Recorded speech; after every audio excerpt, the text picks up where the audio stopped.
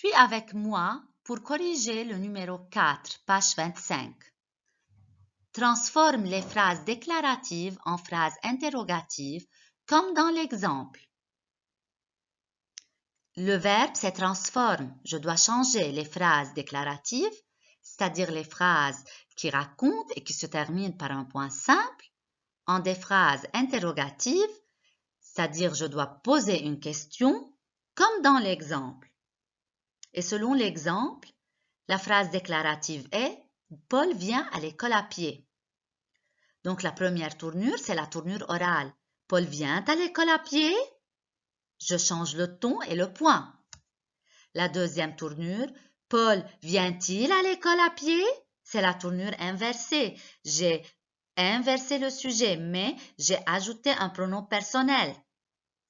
La troisième tournure, c'est « Est-ce que Paul vient à l'école à pied ?» C'est la tournure avec « Est-ce que ?» La maîtresse écrit la leçon au tableau. Je commence par la tournure orale. Je change le point simple, je le transforme en un point d'interrogation avec le ton de ma voix. La maîtresse écrit la leçon au tableau. La deuxième tournure avec « Est-ce que ?» Je commence la phrase par « Est-ce que ?» Est-ce que la maîtresse écrit la leçon au tableau? Et la troisième tournure, la tournure inversée. Le verbe s'est écrit. Qui est-ce qui écrit? La maîtresse. C'est le sujet. Donc le sujet ici est un groupe. Là, l'article et le nom commun. Je ne peux pas le mettre après le verbe. Je le laisse à sa place. Et après le verbe, j'ajoute un pronom personnel. La maîtresse est féminin singulier, donc j'ajoute elle. La maîtresse écrit-elle la leçon au tableau? Je n'oublie pas le trait d'union entre le verbe et le pronom personnel. La deuxième phrase. Tu as peur?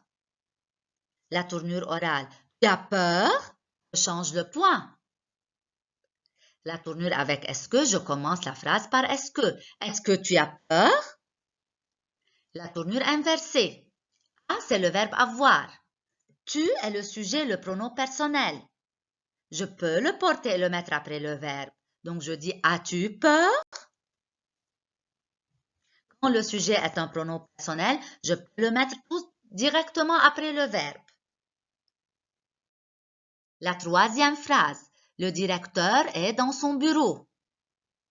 La tournure orale. Le directeur est dans son bureau.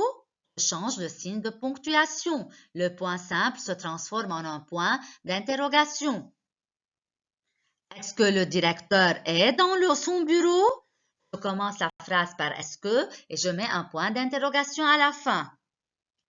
Le directeur est-il dans son bureau?